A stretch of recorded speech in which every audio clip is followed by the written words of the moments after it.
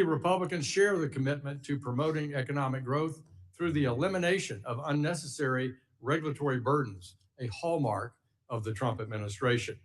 Since assuming the presidency just over a year ago, President Trump has built on this critical work that he achieved in his first administration to make further progress in rolling back overly burdensome regulations that stifle innovation in our economic growth. These efforts go beyond reducing just regulatory red tape. They're about fostering an environment where financial institutions can thrive and contribute to the stability and growth of our economy. I'd be remiss if I didn't remind everyone in the room today of the doom and gloom economic predictions that we heard across the aisle as the Trump administration was sworn in. In late 2024, Moody's Analytics anticipated that a Republican-controlled government would bring 3.5% inflation, 5% unemployment, a recession, and a budget deficit of 6% of GDP. Since then, Democrats have repeatedly and wrongfully accused Republicans of, quote, tanking the economy, close quote. With most of the official data in the books, these warnings missed the mark by a mile. Inflation came in at nearly 1 percentage point lower than that forecast. The unemployment rate never increased beyond 4.5%. No recession materialized, and GDP is on track to have 3 consecutive quarters above 3% growth. Meanwhile, the budget deficit is on track to fall to some 5.4% of the GDP. These numbers speak for themselves. Under President Trump's leadership and Treasury Secretary Bessent's steady hand, the economy is back on track, reversing the damage of the previous administration. Throughout the 119th Congress and committee Republicans remain steadfast in our goal of reinvigorating the commercial banking system and make life more affordable for our American families. That commitment is why I introduced the Main Street Capital Access Act with Subcommittee of Financial Institutions Chair Andy Barr last month. Our community banking package is designed to revitalize local bank formation, right-size regulations that are intended for far larger and more complex institutions, ensure that community lenders can focus on serving our families, small businesses, and our local economies. This bill also aligns with the administration's efforts to right-size regulation and reflects the committee Republicans' dedication to ensuring that financial operations focus on safety and soundness with a tailored approach to supervisory complexity.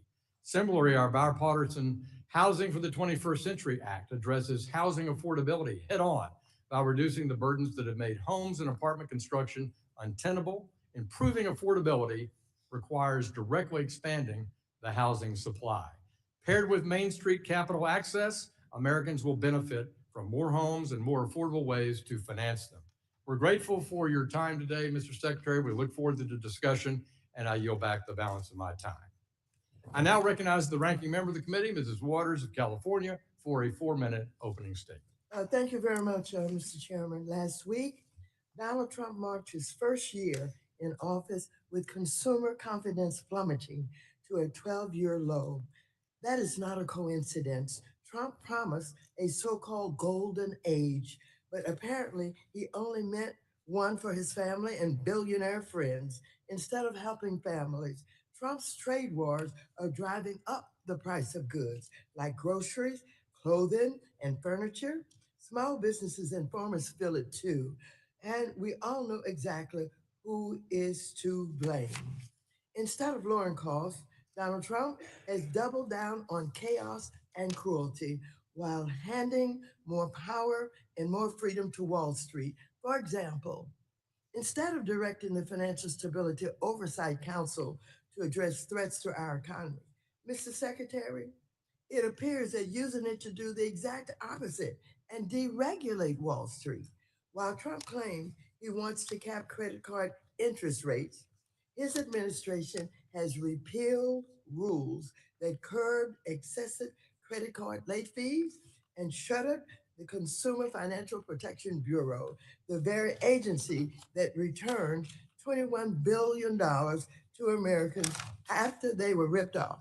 In fact, Trump's team has dismissed enforcement actions against predatory firms, even after they admitted to defrauding consumers. Why? Could it be because they gave to Trump's campaign or brought his crypto coins? Or could it be this president is not on the side of the American consumer and never has been? It does not stop there. Right now, Trump's Justice Department is conducting a baseless criminal investigation into Jerome Powell to bully the Federal Reserve so they serve Trump's agenda instead of the American people. Since Trump returned to office, Republicans have looked the other way while consumer protections were gutted. Instead of offering solutions to help families, they have protected corporate profits. Under this administration, billionaires are winning and hardworking Americans are losing. We've seen this movie before. The same blind loyalty and deregulation led directly to the 2008 financial crisis when millions of Americans lost their jobs, their homes, and their savings, all while Wall Street walked away with bonuses. Despite repeated demands from Democrats for accountability, Republicans have refused to bring other key administration officials before Congress. That includes CFPB Acting Director Rush Vaught, who must be held accountable for dismantling the CFPB. This includes FHA Director and Bill Pulte, who has unlawfully installed himself and his staff on the board of Fannie and Freddie, weaponized mortgage data to try to attack Trump's political enemies, and who is incompetently pushing just plain dumb housing policies like a 50-year mortgage. Every turn, committee, Democrats, and I are standing up for America's consumers, defending strong safeguards, fighting corporate abuse, and the corruption of the Trump family. It's just common sense. Our economy should work for everyone, not just for Trump, that billionaire circles that he's involved with. Republicans need to stand up to Trump, defend our regulators, protect consumers, and put families ahead of Wall Street. Anything less is complicity. The gentlewoman's time has expired. I yield back. I recognize the chair of our subcommittee on financial institutions, Mr. Barr of Kentucky, for a 1-minute opening statement. Thank you, Mr. Chairman. Secretary Bessent, welcome back to the committee. Under your leadership, FSOC has done a terrific job eliminating unnecessary regulatory burdens and promote economic growth. Common sense legislation like the Main Street Capital Access Act is exactly the type of pro-growth proposal to promote financial stability that FSOC highlighted in its annual report. I'm proud to sponsor the TIER Act and the Community Bank Regulatory Tailoring Act that will modernize outdated statutory thresholds that impose disproportionate regulatory burdens on our financial system. This committee, along with FSOC, can successfully support our community lenders and allow them to thrive under right-sized regulation with this legislation in place. Regulatory tailoring helps to protect the diversity of our financial system, which is itself key to promoting financial stability. I look forward to working with the Treasury Department as you implement my outbound investment legislation that the president signed into law in December. With you at the reins, FSOC has returned to its core values and away from the weaponization and disarray we experienced under the Biden administration. I yield back. Gentleman yields back. I recognize the ranking member of our subcommittee of financial institutions, Dr. Bill Foster of Illinois, for a 1-minute opening statement. Thank you, Chair Hill. Mark Twain is credited with observing that history does not repeat, but often rhymes. And those of us who served on this committee during the financial crisis recognize this poem and its tragic ending. We have once again a historically unpopular president, fixated on the glory of his overseas misadventures and foreign bailouts. We have once again a multi-trillion-dollar asset bubble underpinned by opaque and conflicted financial mechanisms that nobody understands by design, being willfully ignored by partisan financial deregulators. And we have families all over America who, despite all the happy talk from the president, are having a hard time paying their mortgages and their monthly bills. You can hardly open any financial news source without seeing a discussion of the pending collapse of the AI circular investment bubble. And that is why we created the FSOC. And that is why last November, Democrats on this committee sent you a letter as chair of FSOC to figure out what we'll have to do when the music stops.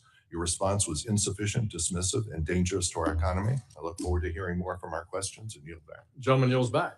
Today, we welcome the testimony of the Honorable Scott Bessent, Secretary of the Department of Treasury and Chair of the Financial Stability Oversight Council. Secretary Bessent, we thank you for taking time to join us today. You'll be recognized for 5 minutes to give an oral presentation of your written testimony, and without objection, your written statement will be made part of the record. Mr. Secretary, you're recognized for 5 minutes.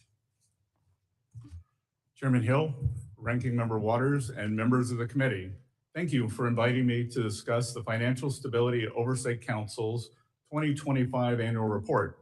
This report is a culmination of extensive collaboration amongst FSOC members. I'd like to thank them for their hard work and dedication in advancing the President's bold vision for a better America. Since day one, President Trump has focused on building parallel prosperity, an era of economic expansion where Wall Street and Main Street can grow together. To that end, Treasury has tirelessly pursued pro-growth policies to unlock the potential available to all Americans when they are free to save, invest, build businesses, and drive their own economic destinies. The Financial Stability Oversight Council plays an important role in delivering on this agenda. Too often in the past, we've seen regulation by reflex. Rather than preempting crises, regulators have frequently reacted to them after the fact. They've played the role of a hazmat cleanup team instead of preventing dangerous spillovers in the first place. Regulation by reflex has led to a regulatory myopia that has undermined safety and soundness. Under President Biden, the bank regulators preoccupied themselves with reputation risk, climate-related financial risk, and other risks with no clear nexus to safety and soundness. At the same time, they centered supervision on management and other governance matters that distracted examiners and banks' risk managers from the real risk to safety and soundness. The result, predictably, was the second, third, and fourth largest bank failures in U.S. history in 2023. Besides undermining safety and soundness, regulation by reflex has driven excessive regulation. That can lead to economic stagnation, and economic stagnation is itself a grave threat to financial stability. In calibrating regulations, federal agencies must avoid the temptation to create a zero-risk financial system, which would result in what others have called the stability of the graveyard. FSOC should aim to identify vulnerabilities that could lead to systemic crises and encourage the private sector to mitigate those risks before recommending additional regulation. FSOC should also work with its members to support efforts to avoid or pare back existing regulation that stifles pro-growth lending, capital formation, and innovation. And the best way to achieve these goals is by centering economic growth and economic security at the heart of FSOC's agenda. Promoting economic growth and economic security is essential to ensuring financial stability. Economic growth strengthens household, business, and financial institution balance sheets, creating capital buffers that reduce the risk of defaults and financial stress. And economic security reinforces domestic production capacity, raising living standards while reducing vulnerability to external shocks and supply chain disruptions. FSOC's annual report prioritizes economic growth and economic security accordingly, with a specific focus on 4 policy areas: treasury markets, cybersecurity, regulatory modernization, and AI. First, the Council is ensuring that the U.S. Treasury market remains the deepest and most liquid in the world. The Council is supporting efforts by member agencies to strengthen this market against future shocks, including through the Interagency Working Group on Treasury Market Surveillance and the Market Resilience Working Group. Ongoing monitoring and targeted reforms by individual agencies remain essential to financial stability. Second, the Council is taking action to protect our financial system from increasingly sophisticated cyber attacks. Nation-state actors and criminal groups continue to target our financial institutions and infrastructure. To address this risk, the Council is supporting expanded information sharing, joint monitoring, and scenario-based exercises, and it is emphasizing the need for regulated firms to manage cyber risk tied to third-party service providers. Third, the Council is committed to supporting efforts to modernize supervisory and regulatory frameworks for banks and credit unions. Going forward, regulation and supervision should address material risk, enhance transparency, and reduce unnecessary burdens, particularly for small and community banks. Fourth, The Council is prioritizing the responsible use of artificial intelligence to strengthen financial stability. The Council is working with public and private partners, including international counterparts, to enhance system resilience while closely monitoring emerging risks. I will close by highlighting our progress in enhancing the utility of our annual report. In this year's report, FSOC shifted away from its past approach, where nearly every major market and financial sector was described as a financial stability vulnerability. By introducing a new structure centered on fostering economic growth and security, we're tuning out the noise to concentrate on the issues that matter most for U.S. financial stability. With this overview, I look forward to taking your questions. Well, now thank the Secretary, and we will turn to member questions, and I recognize myself for 5 minutes for questions.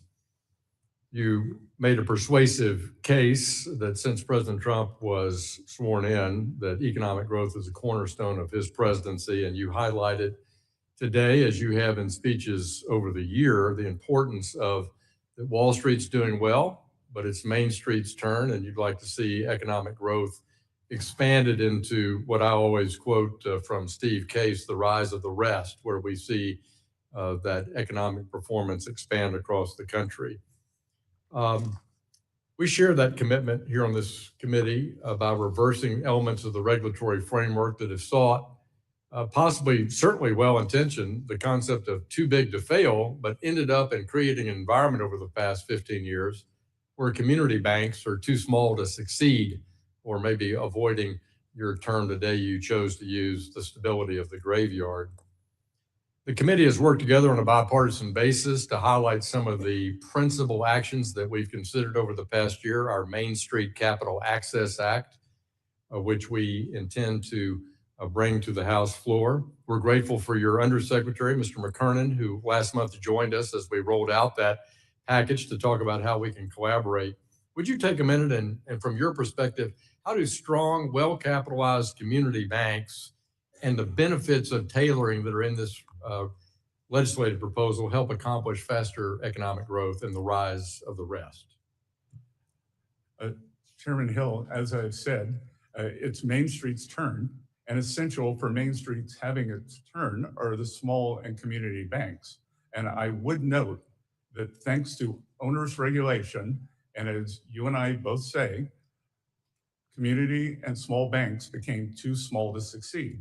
Tragically, more than 50% of our community banks have disappeared since the great financial crisis, not during, since. There have been virtually no de novo banks created, whereas before the GFC, there were more than 50 per year.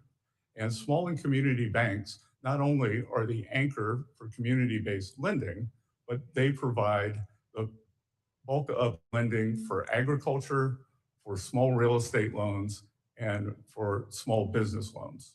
So a thriving community bank infrastructure and ecosystem is essential. I've met with more individually and in roundtables with more than 200 community bankers. I've spoken at conferences with more than 1,000, and tailoring is essential.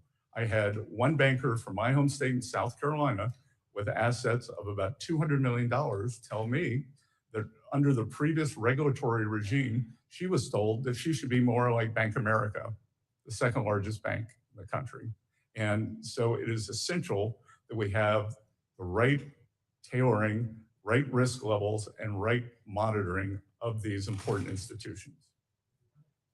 We thank you for your perspective on that, and to illustrate it in our work we've done on housing in the committee, also on a bipartisan basis, it was noted that banks under $10 billion in size, really the heart of our community banking system, several thousand banks across the country, they make 60% of our 1 to 4 family construction loans. And while banks of all sizes deliver amazing capital access in our economy, at the heart of our Main Streets, if we want more housing supply, we find that it's really that local grassroots, public or privately held community bank that helps lead that. You mentioned de novos, and under Chairman Barr's leadership in our subcommittee, and on, again, with bipartisan support, we've enhanced in the Main Street Capital Access Act ways we think that will speed up and make easier to get both deposit insurance, raise capital, and tell the story about having more dynamic de novo bank formations that, as you say, have been so slowed by the last 15 years. Turning to digital assets, something that we've talked about quite a bit in the time remaining, can you tell me your assessment of how the regulatory process is coming for the implementation of the Genius Act? The Genius Act was an important important piece of legislation for bringing back into the U.S. the regulation, creation of digital assets, and making the United States a national champion. The Genius Act and the stable coins that will be created with that could in fact be an important feature of financing the U.S. government. And we are moving with deliberate speed to round out the House and the Senate's intention on that important, Thank you very much, Mr. Secretary. piece of legislation. Appreciate your work and leadership there. I now recognize the ranking member of our committee, Mrs. Waters of California, for 5 minutes for questions. Thank you very much, Secretary Bessent. In the FSOC annual report, you stressed the importance of economic growth to promote financial stability. While you noted many ways you plan to deregulate Wall Street and plant the seeds for another crisis, you said little about the harms of inflation. I find this odd as the president and you have finally began discussing in the media how the price of goods are way too high. Notably, you mentioned that tariffs may need to come down to lower costs for Americans. So I have a few questions about this. As a former hedge fund manager in 2004, and I don't want you to go into any long details about this, but did you write a letter to investors raising concerns about the impact of tariffs, writing that, quote, tariffs are inflationary? Did you say that at that time, yes or no? No. Okay, thank you. Okay, we have a New York Times article that, agrees that New you said York that. Times. Then last summer, when you testified before a Senate committee, you said, and I quote, "There is no inflation. Tariffs are not being passed on to consumers." You were quite definitive and even claimed that critics had, quote, tariff derangement syndrome. Well, those comments are at odds with the statement you made to investors that tariffs are inflationary. Again, I want to be clear, so just let me ask you, are tariffs inflationary? Yes or no? According to the San Francisco Federal Reserve, with 150 years of data, Yes or no? tariffs do not cause inflation. San Francisco Federal Well, last Reserve November, as the Congresswoman, Trump administration finally began to realize 150 years that of data. affordability issues in America are not a hoax, you told Fox News that the government was going to reduce tariffs on goods like coffee and bananas, and that doing so would, quote, bring the prices down very quickly. Mr. Secretary, why was that announcement even necessary? If tariffs aren't inflationary, and as you and the president like to say, are paid for by the foreign country, a tariff on coffee or bananas shouldn't raise the price of either for American consumers. Well, that's the Trump logic, but that isn't reality. It did raise prices across the board, and you know it. I think you knew back in July also. The real question is, why would you even impose a tariff on a good that a country doesn't grow or make, as that would only serve to punish the American consumer? Now, as you know, this committee has taken a bipartisan approach to addressing another real affordability crisis. Housing. Rents are too high.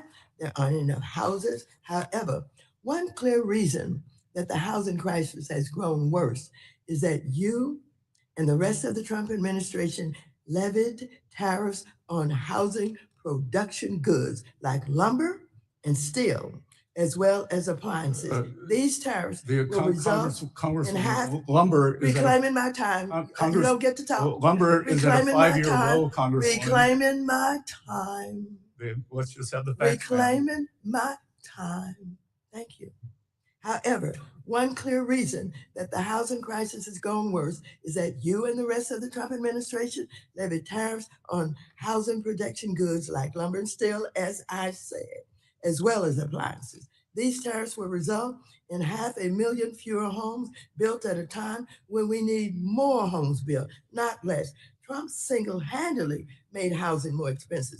And once again, you know it, as Axios has reported that you were planning to lift tariffs on housing production goods. In addition, the unlawful campaign the Trump administration has waged with ICE and Border Patrol terrorizing American communities has also harmed home construction across America. So I ask you, Secretary Bessent, will you be the voice of reason in the administration and urge Trump to stop waging a war on American consumers and on housing or affordability and putting the economy at risk? Yes or no? You don't have to explain. Representative Will Waters, you be the voice? Will you be the voice? Will you be the voice? Of Will you be the inflation? voice of reason? And Will you be the voice of reason? a study Yes or from no? Wharton University Reclaiming my has time. shown Reclaiming my time. Reclaiming my time. was the mass Reclaiming my unfettered time. immigration Mr. Chair, will you you let let in him between know 10 that and when I 20 ask million him immigrants Time does took belong up to the housing gentlewoman stock. from California.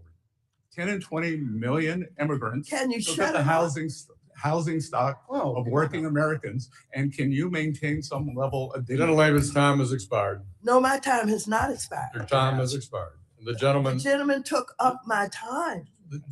I think you should recognize that, Mr. Chair. the gentlewoman's he took time up has my time. expired. The gentlewoman's time has Well, expired. if you want to, parliamentary if you want to Chair, protect him, the chair Mr. recognizes the vice chairman of the Mr. committee, Chair. Mr. if you Heisinger. want to Parliamentary inquiry. go right ahead, but I would not expect you to do that.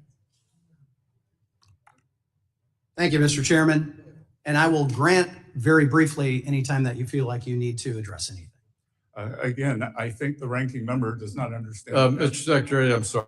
The gentleman will suspend. There's a parliamentary inquiry. Mr. Sherman? Mr. Chair, will you enforce the rules of this committee so that the time belongs to the questioner and prevent filibusters from taking time away?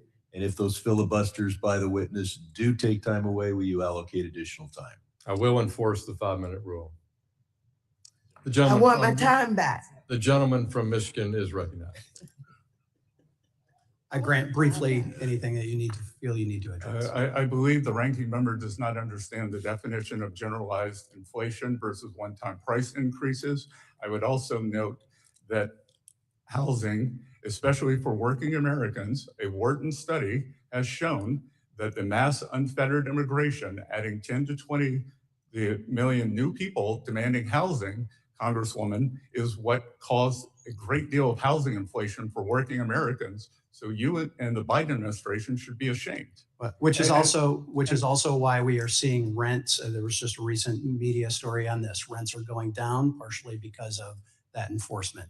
So Mr. Secretary. Yes, it is supply and demand continues to work. I've got a number of issues I got to hit very briefly here on FSOC. I need to talk then Burma and 3%. You talked about with the chairman about regulators using tailored market approach tools. How are you ensuring that FSOC's current work continues to prioritize activity-based, transparent, analytically rigorous approach grounded in cost-benefit analysis and coordination with functional regulators when evaluating potential risks in non-bank financial markets? That is done primarily for small banks through the Office of the Controller of the Currency and the FDIC. And those chairs are intent on tailoring the rules for small banks so that we do not have another 50% decrease in Main Street lending. All right, thank you. You outlined as part of the 4 goals, protecting, number 2 was protecting from cyber attacks. We have seen a rise in those cyber attacks and scam centers in Burma.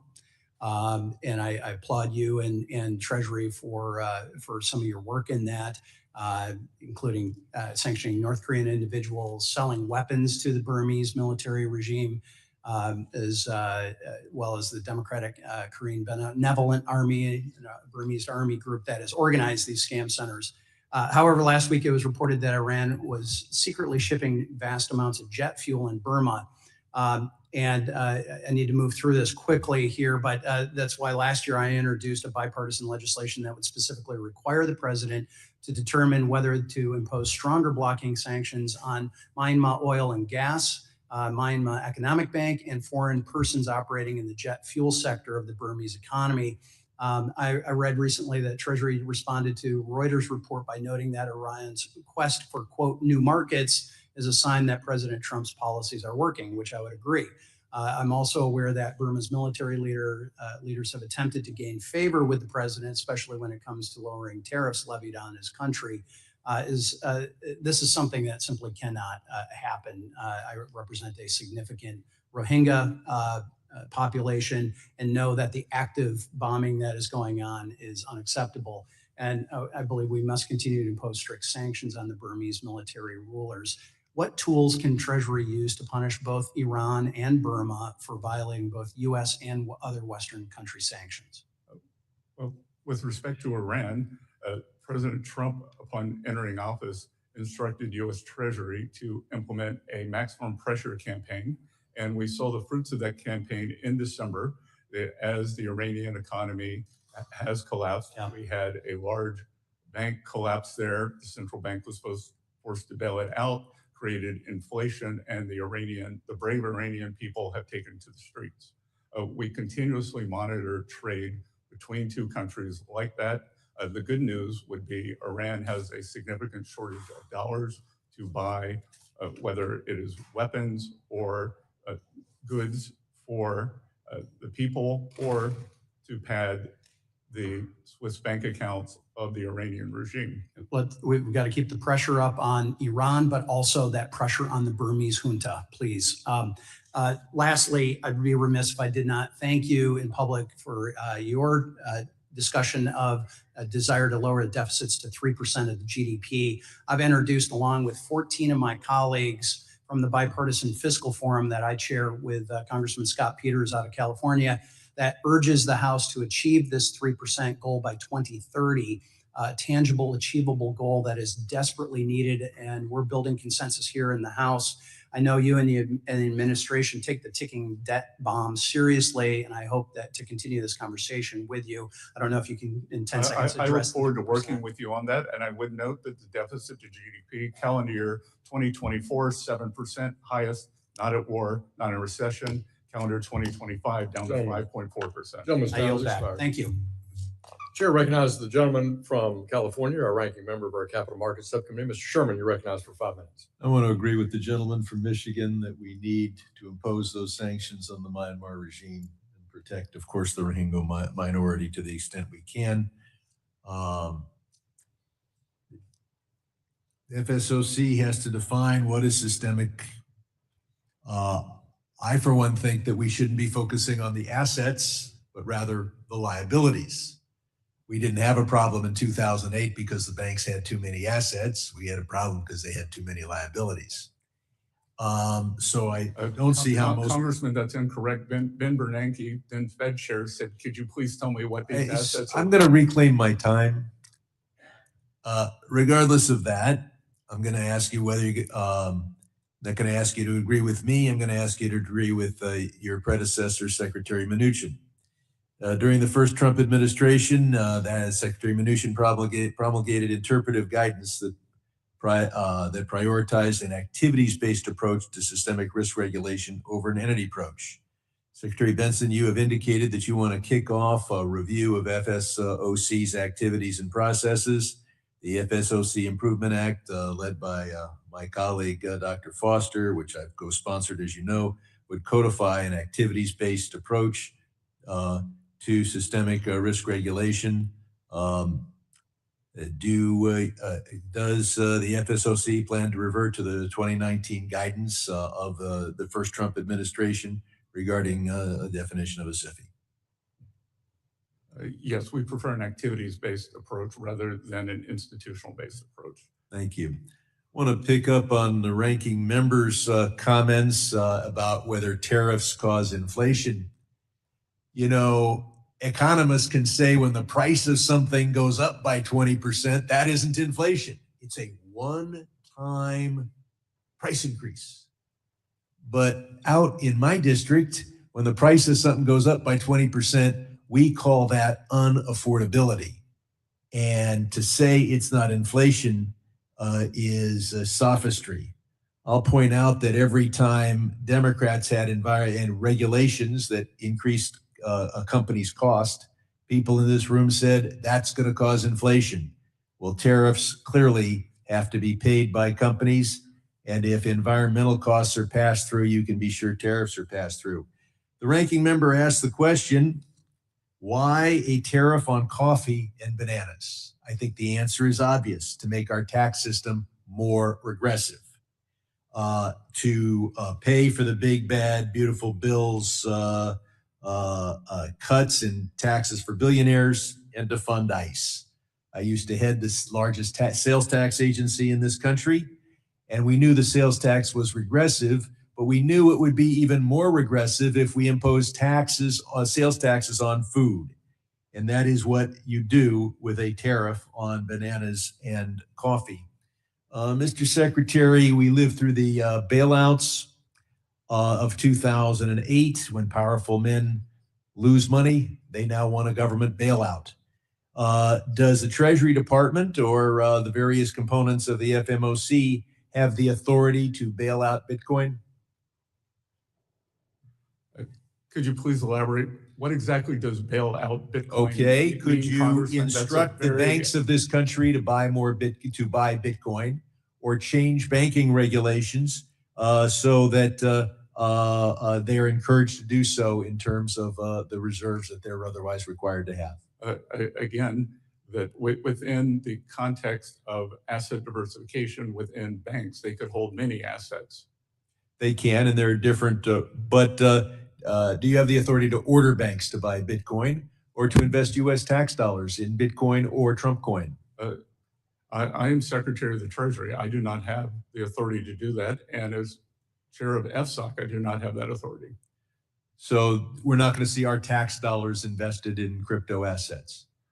Well, why would a private bank be your tax dollars, Congressman? Excuse me, I'm now asking about the money of our taxpayers, which you manage as Secretary of the Treasury. Is it going to be deployed into crypto assets? We are retaining seized Bitcoin.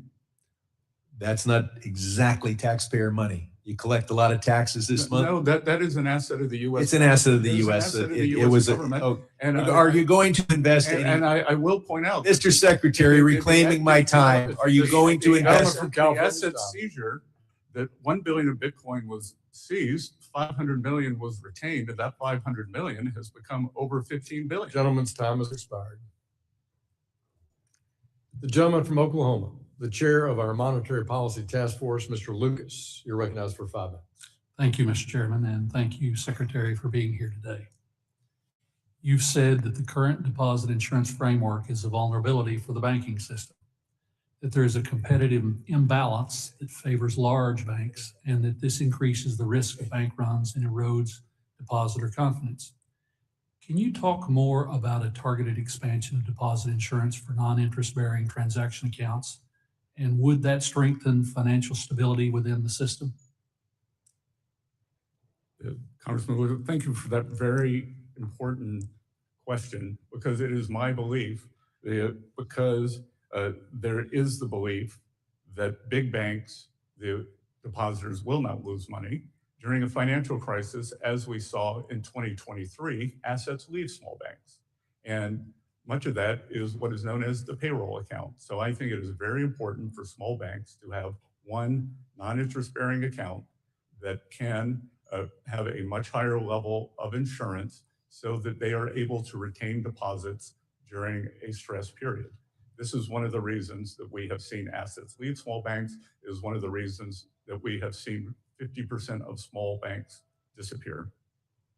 Continue along this line of inquiry, Mr. Secretary. A robust banking system with healthy banks of all sizes reduces systematic risk across the entire system. Why is it important that Congress act now on targeted deposit insurance reform, not only for Main Street, but also our financial stability?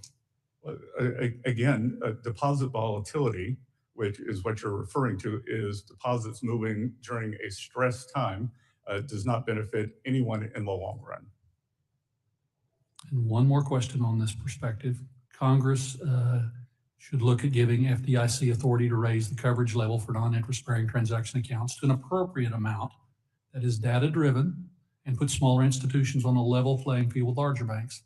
How would our banking system be safer with a narrow, targeted expansion, such as the one I've suggested?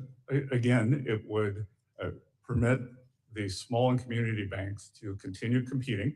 It would get credit to our main street, and it would stem deposit flight during a period of stress, which is one of the most or one of the biggest threats to financial stability.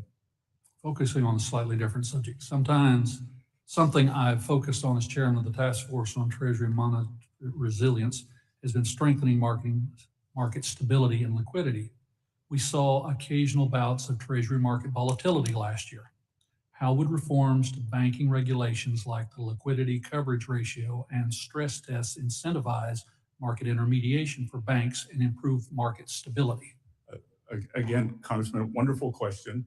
That it brings more of our Treasury market onshore.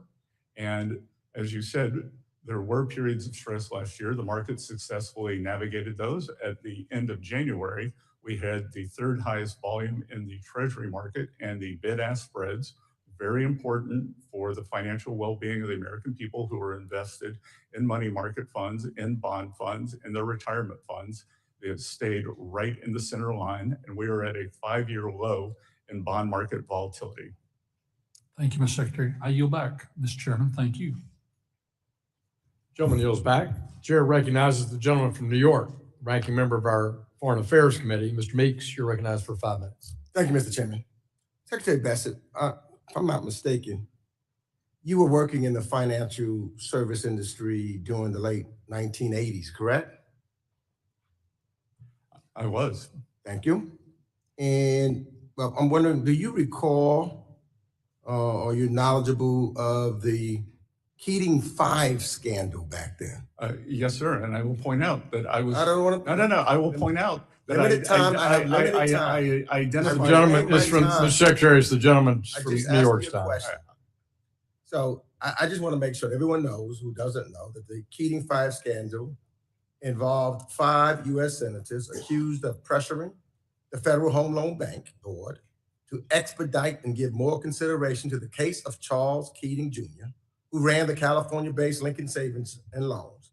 It led to a 14-month investigation unveiling how 5 U.S. senators and staff ended up with more than $1 million in contributions, 4 trips to the Bahamas, and all expenses paid stays at resort hotels. Following the scandal, the industry saw sweeping regulatory changes that was launched by then President George H.W. Bush. Now, Mr. Secretary, I'm sure you can agree conflicts of interest and improper influence by U.S. elected officials over bank regulators weaken supervisory independence and ultimately impose massive losses on consumers and taxpayers. I think that we can all agree upon that. And as we know, the basic lessons from the post-Keating reforms still applies today when the Office of the Comptroller of Currency, the OCC, is deciding to get a bank charter. I think we can stimulate that. Now, Mr. Bessent, as our nation's treasurer, I'm sure you also know that a foreign-linked investment firm tied to the United Arab Emirates government quietly bought about half of the Trump family's crypto company, World Liberty Financial. And at the very same time, the president of the United States was dealing with that country on foreign policy. Now, Eric Trump, the president's son and co-founder of World Liberty Financial, said, and I quote, "I'm not going to get into who the investors are, but I've got some pretty meaningful investors," end of quote. Lack of transparency. And it didn't end there. When Trump fans brought the tokens, they thought they were getting the deal of a century. But what they didn't know was that only Trump and his sons had the sole power to decide who can sell the token and when. Today, the price of the token has fallen over 50%, and the Trump fans who bought the token are now begging to get out. Now, I'm not making this up. I'm not making this up. You can see it for yourself on the World Liberty Financial Discussion Forum. Yeah, yourself, Mr. Secretary. So this is no longer just about a shady crypto deal or a possible gift when a foreign linked investor is putting hundreds of millions of dollars into a company controlled by the president's family, and at the same time, this president is conducting foreign policy with that country. You know what that creates? It creates a national security concern. So I'm not going to ask much of you, Mr. Secretary. I just want to know whether you will commit today to pause and heighten the scrutiny of any bank charter or licensing application at the OCC connected to the World Liberty Financial until all of these conflicts of interest and foreign influence reviews are completed and shared with the United States Congress. All I need to know is, will you halt it and do a complete investigation and scrutiny of this licensing application? All you have to ask is yes or no. No, Congressman. All you have to ask the is yes or OCC is an independent entity, and I would know, Congressman. So I take that as a no. You traveled to Venezuela. I take that as a no. On behalf of I take that as a no. On behalf of your You donor, do not want to answer that was question. sentenced to 110 I take that as a no.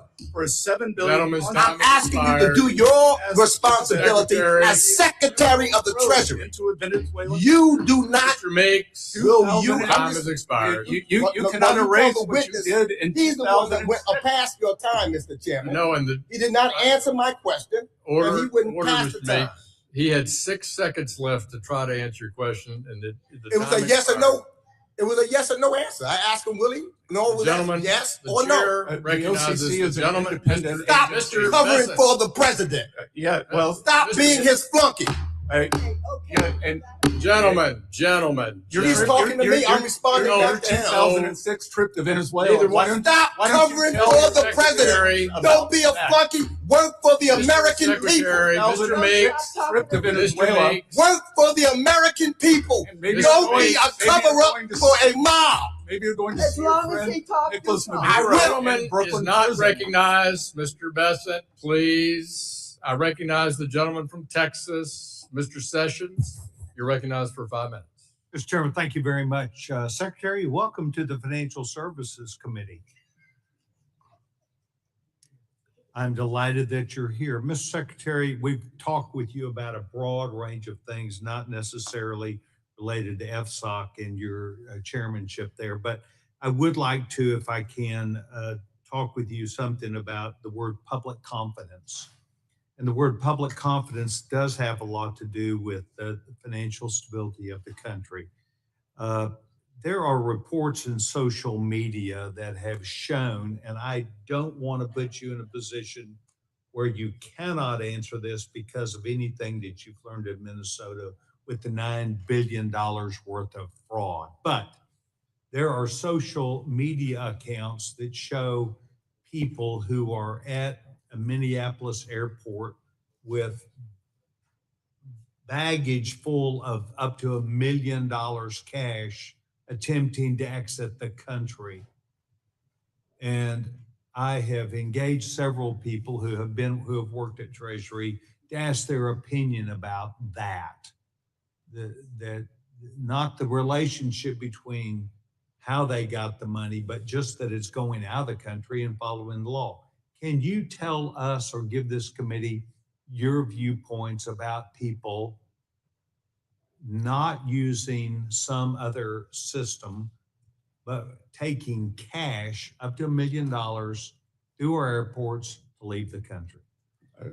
Yes, so that is a DHS TSA function. We, having learned of this, we are attempting to integrate our FinCEN better with those forms. What we are trying to do at Treasury via FinCEN is to keep money from being wired out of the country through what are called money service businesses. So we have issued a geographic targeting order, bringing down the amount of reporting to $300, and also asking on the form, if someone is wiring money out of the country, are you receiving public benefits? These are all very important issues. And as you did talk about, Department of Homeland Security does have a role in this. I would suggest to you that Treasury probably has a philosophy about the role of the American dollar in world economy, the stability that we have, the use of wanting to make sure that the dollar remains that dominant use. But I would tell you that I will be very interested if you have a working group on this, of us making ourselves aware, because it is an issue to people who simply see social media. We look forward to working with you on that, Congressman. Thank you, Secretary. Mr. Secretary, as you have alluded to, and as the discussion here has been about banks, community banks, the ability that they have, you recognize, because you spoke directly to it, about the stress that they are placed under as opposed to bigger banks. Could you please talk to us about what you believe the role is of home ownership, which is increasingly a part of the political discussion and debate and discussions for members of Congress back home, of solving our home ownership problem? And you've got almost a minute, boy, I'm giving you a lot of time, and interest rates as they correspond to people being able to buy their own homes. Good, well, thank you. And I would note that I was also a banks and financial institutions analyst for 35 years and was instrumental in working with the government to bring down American Continental and Sun State Savings and Loans, which were the beneficiaries of the Keating Five. Getting small banks lending again, we need to get them back into the mortgage market. No one knows their communities like small banks. And that having moved into the larger system, the strength and breadth of the US mortgage market is choice. And we have lost the choice in the small banks. And I think we need to get them back into the housing lending business. And we are seeing, it's a tragedy that the average first-time home buyer is now 40 years old. Well, I had a discussion last night with the realtors about their importance in this process too. So I'd like to once again make sure we see community banks and realtors and home builders all have an interest in this. Gentleman's time is. I want to thank the gentleman. I thank the gentleman from Texas. Before we move on, I want to remind everyone participating today to uphold the House's rule of decorum. And I'd like to remind everybody to respect the 5-minute rule. And having been a witness before Congress before in my executive branch days, it is important to note that our members can spend their 5 minutes and never ask a question or not. It's their 5 minutes. So let's try to be mutually respectful of each other. And I now recognize the gentleman from Massachusetts, the ranking member of our Digital Assets, Financial Technology, and Artificial Intelligence Subcommittee, Mr. Lynch, Massachusetts, 5 minutes. Thank you, Mr. Chairman. Mr. Secretary, based on early reports, and this is an analysis done by Public Citizen and subsequent news reports, when the Trump administration came into office, they immediately took steps to either halt, dismiss, or roll back over 100 enforcement actions and investigations against corporations in its first 2 months in office, with a very heavy concentration on financial services, consumer protection, and cryptocurrency, totaling over $3.1 billion in potential penalties avoided. Now, as a member of the Financial Services Oversight Council, is that a concern that you have raised within the council, all these immediate dismissals of cases against financial services firms? Well, I think the Biden administration had an extension. Sir, please be responsive to my question. I am. I'm trying, sir, and this back and forth is just eating your time. That the Biden administration had an extinction policy for crypto. This is when Trump came into office. I'm going to go to the next question because your answers on, Mr. Chairman, the answers have to be responsive if we're going to have a serious hearing here. Well, the questions have to be serious. Well, those are 100 dismissals of cases that the Trump administration came in and executed in their first weeks in office. Like that. All of a sudden, all these crypto cases went away. The SEC was dropping cases. The Consumer Financial Protection Bureau dropping cases. And well, sir, look, you're on FSOC with all the heads of these agencies. This should be a serious question to you. Trust should be a serious question and a serious issue for the financial services industry, especially as the Secretary of the Treasury. Well, that's an important. No, this is my time. I haven't asked any more questions. I haven't asked you any more questions. It's the gentleman from Massachusetts. I'm trying to get to my next question. Could you speak a little louder? I can't hear you. Yeah, okay. I might. Mr. Secretary, let Mr. Lynch proceed with his time. Put 4 seconds back on the clock, please. Thank you, Mr. Chairman. Yes, Mr. Lynch. I just want to do a comparison of the FSOC reports. Let's go back to 2024, and then we'll talk about the current report. In the previous report, the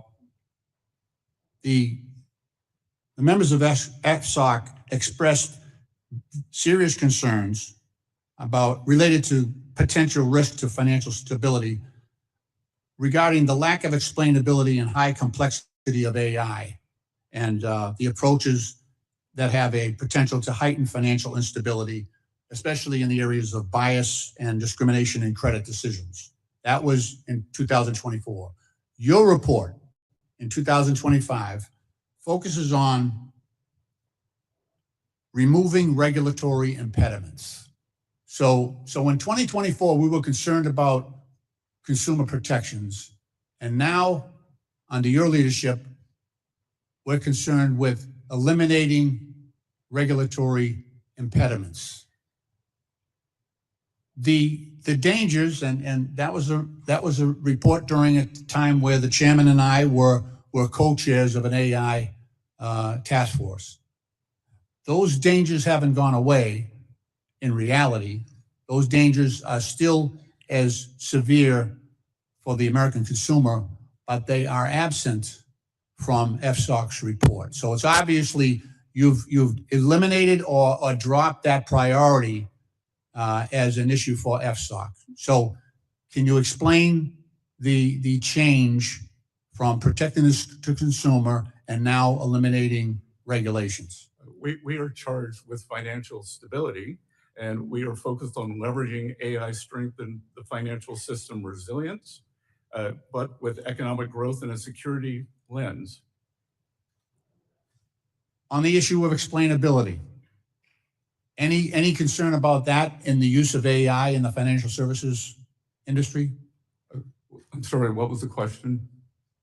The issue of explainability, how when people apply for credit and are denied, we don't have the ability for AI to explain why they were denied. Is that a concern? I mean, we are talking about the trust within the financial services industry. It could be a concern, but we don't view it as a priority for financial stability. That's the truth. That's the truth. Okay, Mr. Chairman, I yield back. Thank you. Gentleman from Massachusetts yields back. I recognize the gentlewoman from Missouri, Ms. Wagner, who chairs our Capital Markets Subcommittee. You're recognized for 5 minutes.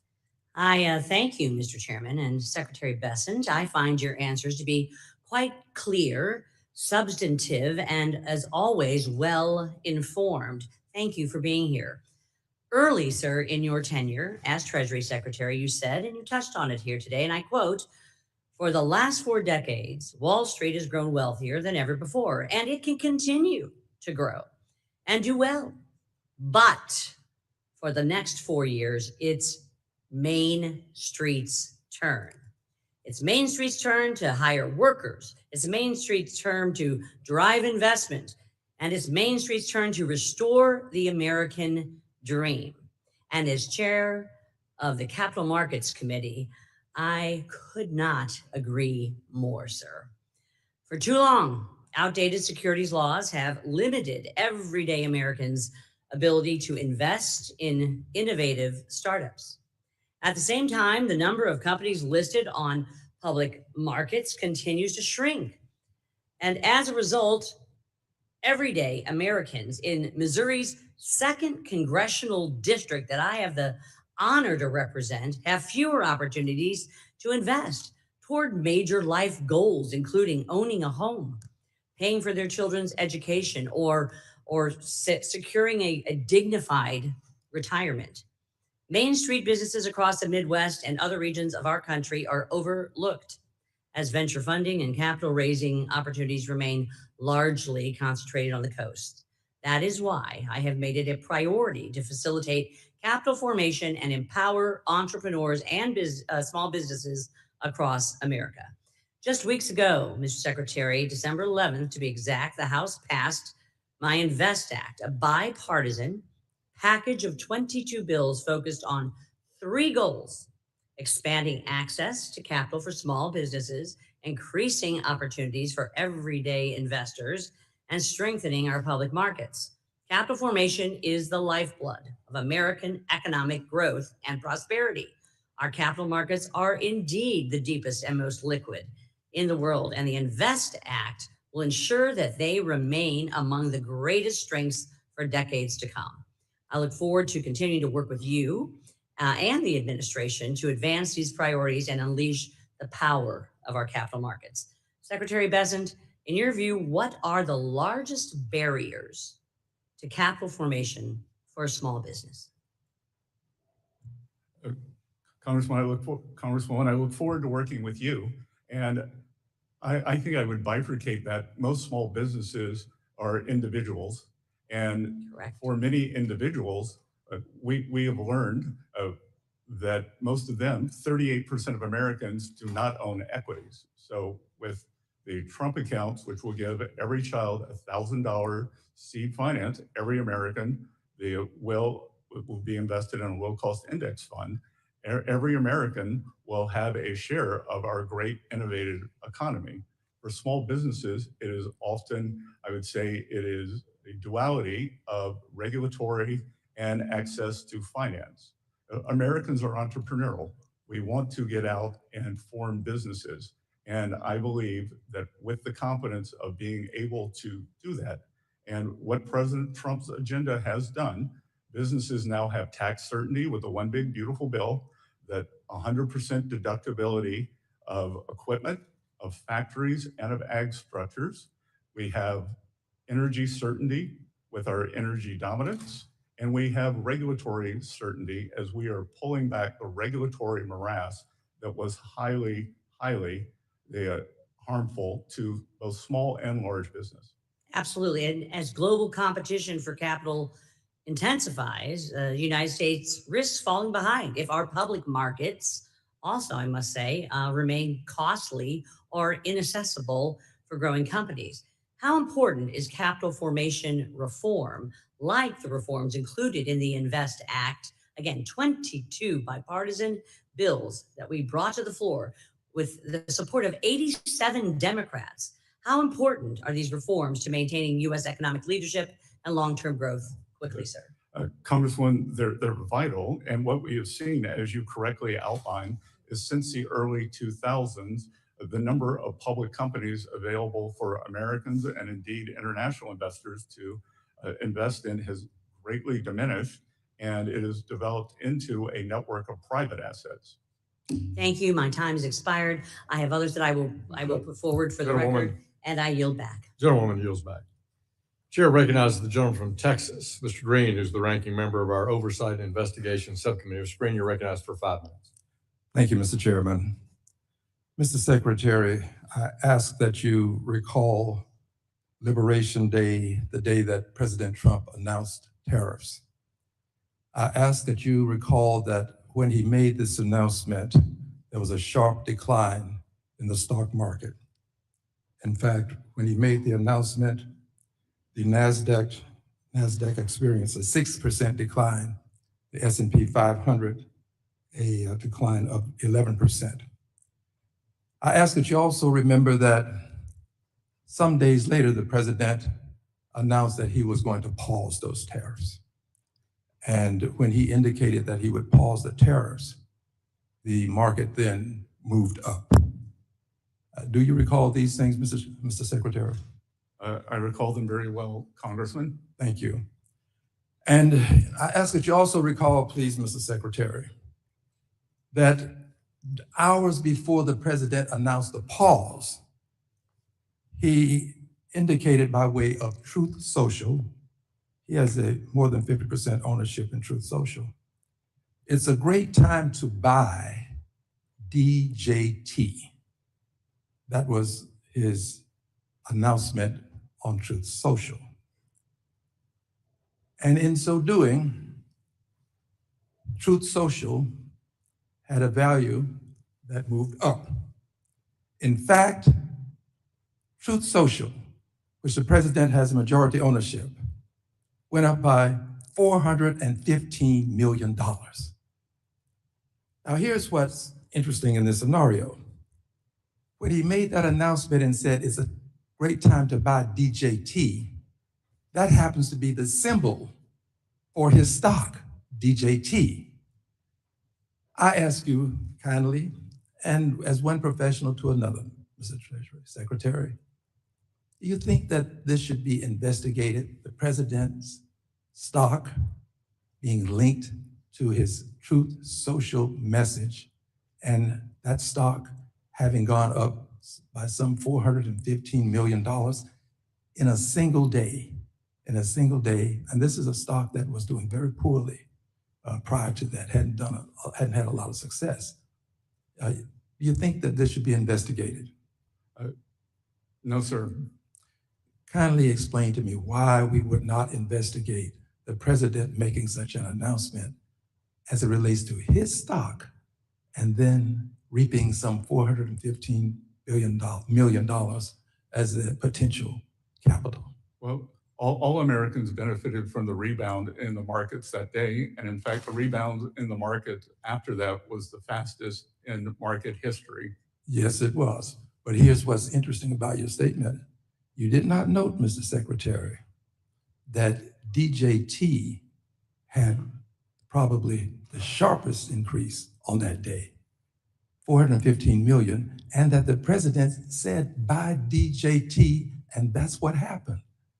I'm unfamiliar with the exact text. Did he say buy DJT? Yes, sir. Did he said Yes, sir. now is a good time to buy and have a salutation DJT. Yes, sir. DJT immediately following, now is a good time to buy. Well, those are his initials, as you said. They are his initials, but it's also, do you agree that those are the symbol, that's the symbol for his stock?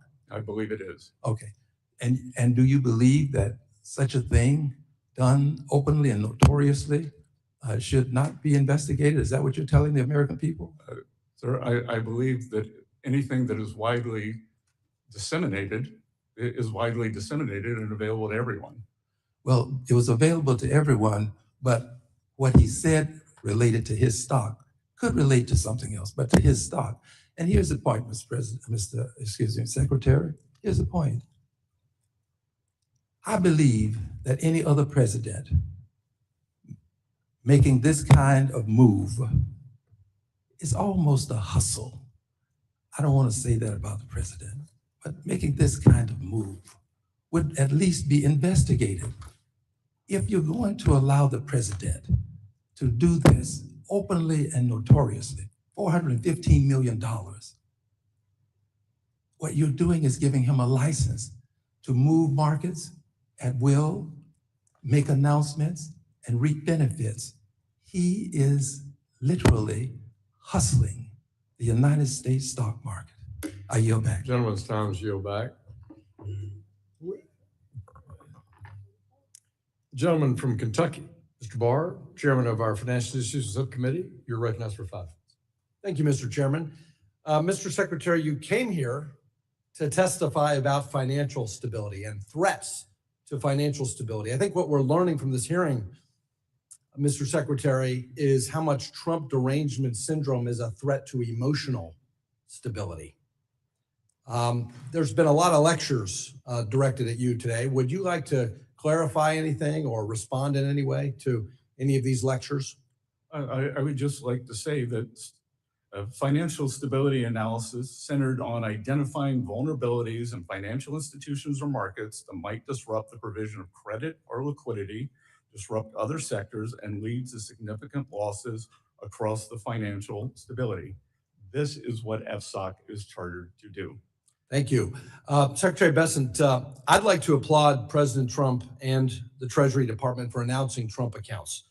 I do believe this will kickstart the American dream for children born between 2025 and 2028 with a $1,000 investment from the U.S. Treasury. And I'm personally grateful because my daughter, Virginia, was born in October and will be a beneficiary of these Trump accounts. Not only will this ensure that American children born in this time frame will participate in the deepest, most liquid capital markets in the world, but it importantly will also teach this new generation about the power of compound interest and will help them develop financial literacy skills, which will make them owners and investors, and will improve their financial outcomes throughout their lives. Can you touch on the impact of these Trump accounts and how it will help this new generation achieve financial independence? And as you talk about that, we have a mayor of New York that espouses socialism, members of Congress who espouse socialism. How will these Trump accounts impact this new generation of Americans' view of financial independence versus socialism? Again, history would show that people who own a piece of the action do not want to bring down the system when you are part of the system. As I said, 38% of American households, they do not participate in the equity market. Many do, many directly, many through 401ks. But over time, the goal here should be to have everyone own a piece of the American economic engine. We at Treasury, working with many people, are going to work on financial literacy. This will be one of the greatest real-time experiments in history. You are bringing Wall Street to Main Street, and Wall Street will work for Main Street instead of the other way around. Well, on behalf of my 3-month-old daughter, Virginia, and millions of American children, thank you to you and President Trump for bringing financial independence to the American people. I agree with you that economic stagnation is itself a threat to financial stability. That's why we're pushing this Main Street Access to Capital bill, which will provide for more de novo charters of community banks, the TIER Act, the Community Bank Regulatory Tailoring Act, which would modernize these statutory thresholds to remove the static nature of the thresholds and allow for more diversity and growth in financial institutions. Can you discuss how indexing these static regulatory thresholds will allow banks of all sizes to grow, and how that will in turn help financial stability? Yep. So, Congressman, I've said very often that under the regulatory straitjacket that emerged that pushed lending outside the traditional banking system, small banks became too small to succeed.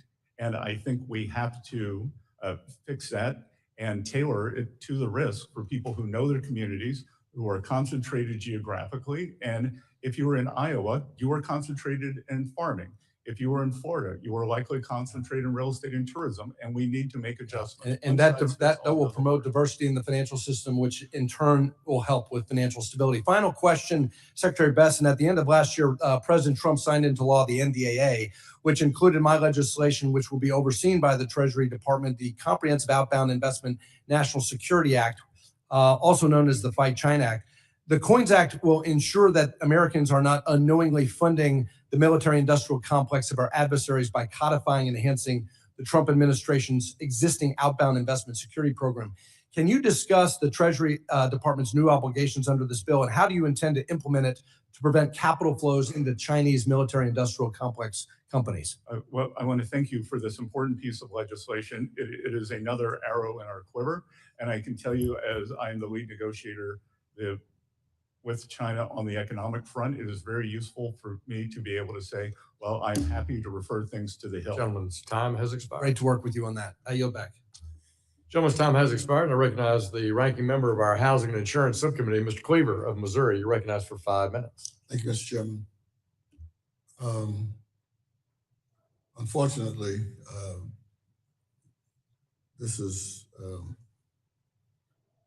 an embarrassing kind of a hearing. I've been on this committee 21 years. We've had all kinds of conflict. In fact, I was in here when the Federal Reserve Chair, along with the Treasury Secretary, and many others came in to tell us what was going to happen if the Asian markets, when the Asian markets opened after the collapse of the economics of our nation. And I've learned that you can't make honey and sting at the same time. The question is whether we came here today to sting or whether we came here to talk about issues that are of importance to the nation. I got a little grandson, I hope. Well, he was in school today. I would hate for him to have seen this so far. What I would like to talk about is your opinion of the dual mandate, stable prices, maximum employment. I would like to get your philosophy on that issue. Is that the creators of the Federal Reserve, and then the mandate, was that a mistake? The Federal Reserve Act of 1913, which created the Fed, and then we have morphed into the dual mandate, and the dual mandate is a very delicate balance between maximizing economic growth while maintaining low levels of inflation. Well, so then you believe in, I'm assuming, the independence of the Federal Reserve. I believe in the independence of the Federal Reserve, but I also believe in accountability. I mean, can you explain how you put those two together? Sure, I would welcome, we've seen these cost overruns at the Fed. The Fed has the independence of the Fed is based on its trust with the American people. And the Federal Reserve lost the trust of American people when it allowed the greatest inflation of 49 years to ravage working people in this country. Mr. Secretary, so the people in the country, there was a poll or something? I mean, subscribe, like, follow, and share. Sige na please, Kamiranda.